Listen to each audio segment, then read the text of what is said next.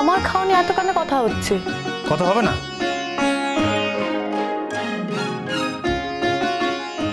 কথা হচ্ছে তার কারণ তুমি অবাধ্য, তুমি কারোর কথা শোনো না। অবশ্য এই বাড়িতে কথা না শোনার একটা আবহাওয়া আছে।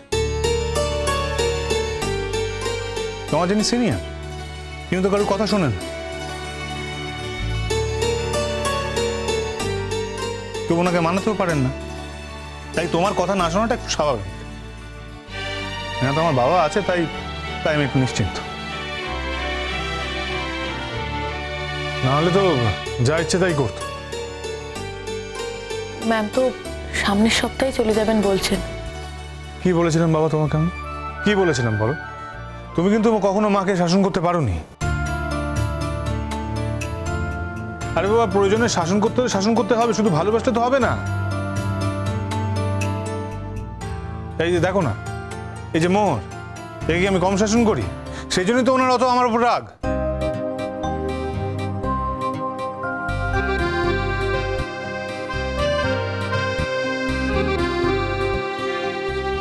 না মানে সবার কথাই বলছি, শাসন করতে হবে, শাসন করতে হবে, প্রয়োজনে সবাইকে শাসন করতে হবে। যারা কথা শুনবে না তাদেরকে শাসন করতে হবে। হ্যাঁ, তাদের কথাই বলেছে। মোহন মানে তুমি একটা উদাহরণ আর কি। না না, ঠিকই তো, ঠিকই তো। দরকার পড়লে শাসন তো করতেই হবে। এই যে শঙ্খ যেমন মোহরকে ভালোবাসে, আবার শাসনও করে। আর মোহর শঙ্খ সব কথা শোনে। শঙ্খ যদি সিরিয়াসলি কিছু বলে, মোহর সব শোনে, সব কথা রাখে। কিন্তু তোমার মা আমার কথা শোনে?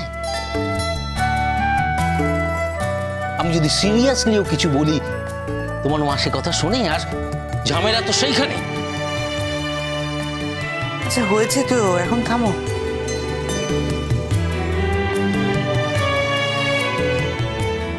এখন কোথাও যাওয়া যাওয়া যাবে না। And this is my order. আর এটা তুমি ক্যারি আউট করবে। আমিও তো যেতে দিতে চাই না। এই অবস্থায় ওখানে একা গিয়ে থাকবেন। না হলে আমাকে যেতে হবে সঙ্গে। হ্যাঁ, আমরা দুজনে এখানে অনাথে ঘুরে বেড়াবো আর তোমরা একসাথে থাকবে। ভারী অদ্ভুত আবদার তোমাদের। হ্যাঁ, দেখো তোমার বাবাকে আমি বলিনি আমার সঙ্গে যেতে। এখন যদি জেদ করে আমি কি করব বলো? বাবাও যাবে না, তুমিও যাবে না। কারোর যাওয়ার কোনো প্রয়োজন হচ্ছে না। এরপর যদি আমি না যাই, আমার চাকরিটাই তো থাকবে না শঙ্খ। চাকরি না থাকলে আমি বুঝবো। আমার চাকরি না থাকলে ওটা আমাকেই বুঝতে হবে, আর কেউ বুঝে নিতে পারবে না শঙ্খ। তোমার বাবা বারবার বলেছিলেন, এখনো বলেন, যে আমার কোনো অভাব হবে না। কিন্তু আমি সেটা করবো কেন? আমি বসে থাকবো? আমি হাত পেতে কারো দান নিতে পারি না। চাকরিটা আমায় করতে হবে, আমি যাব। হ্যাঁ, ছুটি ছাটা পেলে নিশ্চয়ই আসবো। শোনো, আজ আমি এই ধরনের কোনো আলোচনা করব না। আমি নিজের মনকে আর বিক্ষিপ্ত করতে চাই না। এসব কথা শুনলে আমার মনের মধ্যে অশান্তি হয়। আমি আবার চিৎকার চেঁচামেচি করবো, ভালো লাগছে না আমার। আজ আমি একটা অদ্ভুত শান্তিতে আছি।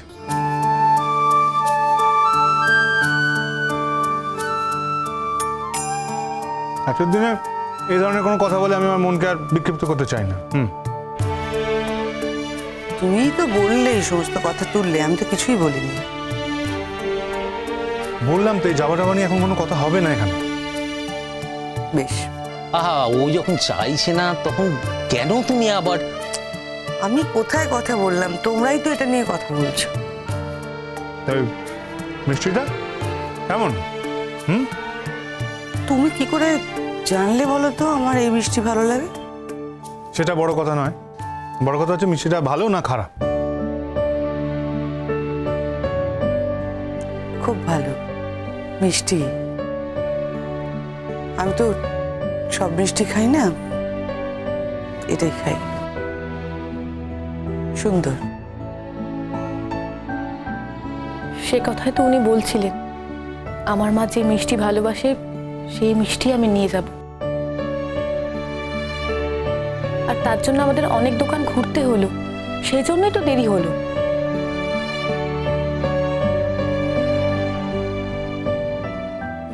ম্যাম, আপনি কাঁদছেন কেন ম্যাম? না কাছে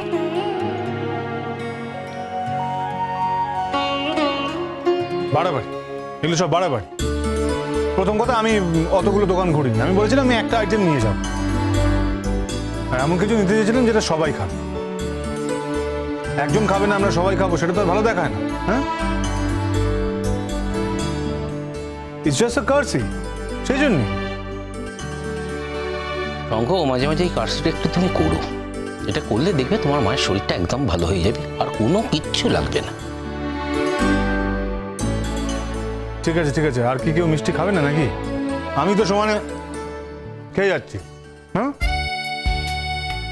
আমিও তো খাচ্ছি। যার জন্য এলাম তিনি তো একটু ছুঁয়ে মুখে দিয়ে বাকিটা হাতে ধরে রেখে দিয়েছেন। আমি খাচ্ছি শঙ্খ। আজকের মতো এত আনন্দ করে মিষ্টি আমি কোনোদিন খাইনি।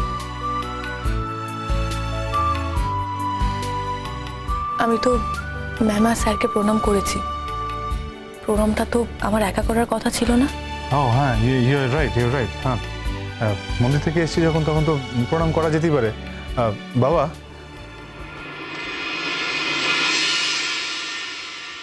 আর ঠিক আছে ঠিক আছে।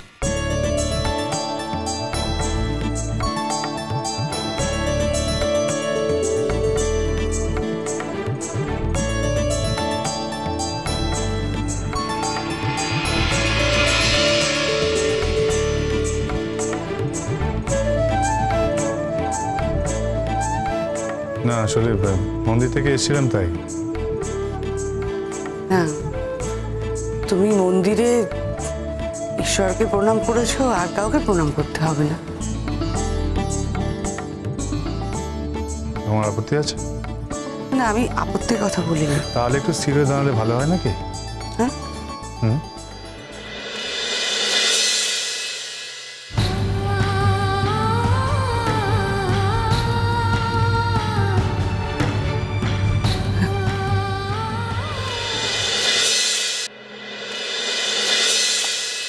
শঙ্খ, এদিকে এসো।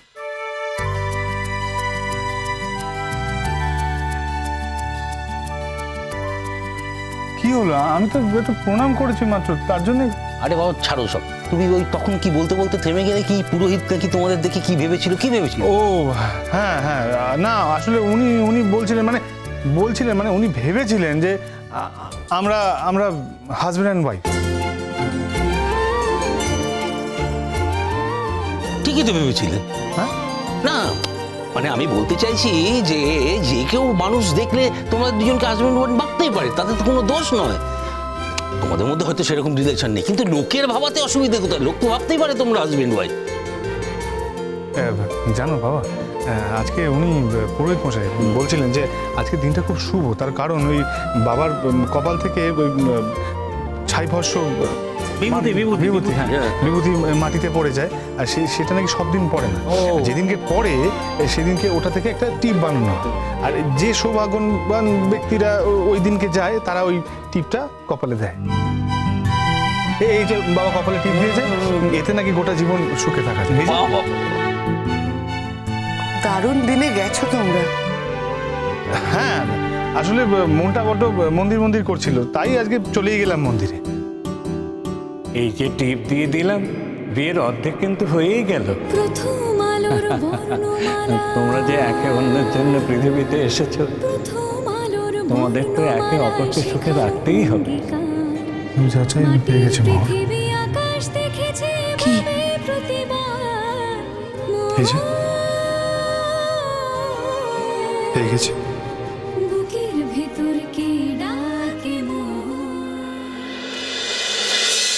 তাহলে শঙ্খ এখন কি মোহরকে ওর মায়ের কাছে নিয়ে যাবে? হ্যাঁ, আজকে ওর মার কাছে যাওয়া উচিত ছিল, মাকে একটা প্রণামও করা উচিত ছিল, কিন্তু রাত হয়ে গেছে, সেই জন্যে। মোহর বলছি, তুমি যাবে তো এখন? আমি আর কি বলবো, এখান থেকে যা ঠিক হবে তাই হবে। না আসলে তুমি তো তোমার মার কাছে যেতে, তুমি যদি না যাও তাহলে আবার উনি যদি মাইন্ড করেন। না তুমি যেতেই পারো, আসলে এত রাত হয়ে গেছে, উনি আবার কিছু মনে করবেন না তো। মায়ের কাছে যাব, আবার মাইন্ড কেন করবেন? তাহলে কিন্তু আর দেরি করো না, প্রায় 10:30 বাজে। বেরিয়ে পড়ো। না না, আমি দেরি করতে চাইছি না, আমার তো আজকে এই মিষ্টি দিতে আসার ছিল, তাছাড়া ওই প্রণাম করারও ছিল।